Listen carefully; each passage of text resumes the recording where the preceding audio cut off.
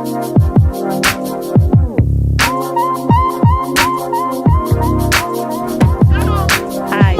Hi.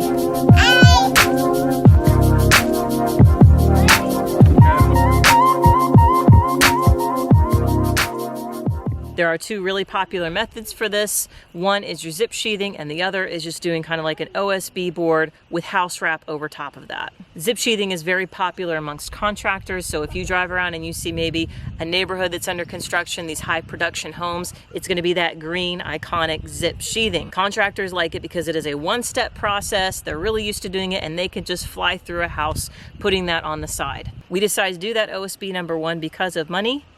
It was, even with the OSB and the wrap and the rising prices of OSB, it was cheaper than doing the zip sheathing. Now, I will say you really have to watch prices.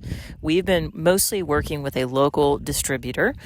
We ran out of wrap. We went to Lowe's, and the Lowe's price for the Tyvek wrap was $200 for a 9-foot roll. Well, at our local distributor, we were getting it for $55. So obviously, all of that has to factor in with your decision making here. Another reason was, even though it was more expensive, the zip sheathing does require some other things with the installation. So if you want that full warranty and you really want it to be as efficient as it's supposed to be, you really have to follow some very detailed instructions with the tape and the rolling that we just didn't really think we could pull off, and we decided to go with something we knew better. Now, with your OSB and your sheathing, even with that, there's some different ways that you can do it. And we actually had some questions about this in our framing videos.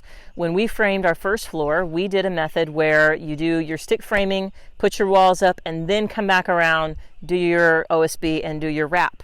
We had some people ask us, why don't you do the method where, when it's laying down, you put your OSB and your wrap on it?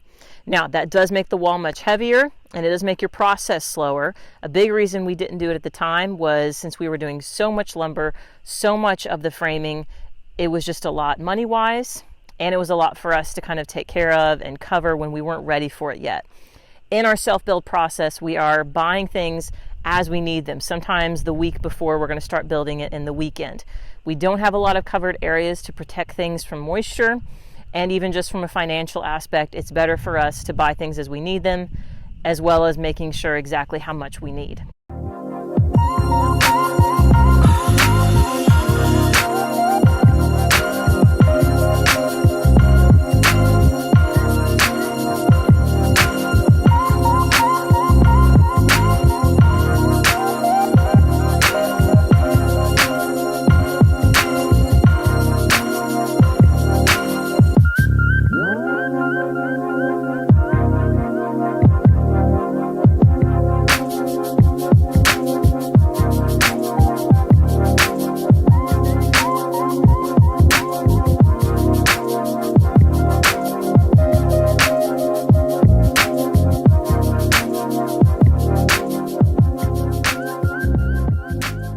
So we did not do the lay down and sheathing method for our bottom floor. However, we are moving up to our second floor, which is not fully framed, but there are some areas that are framed on 4 sides. There are big triangle walls that have windows. Those need to be sheathed and wrapped, and everything in between will be rafters to support the roof.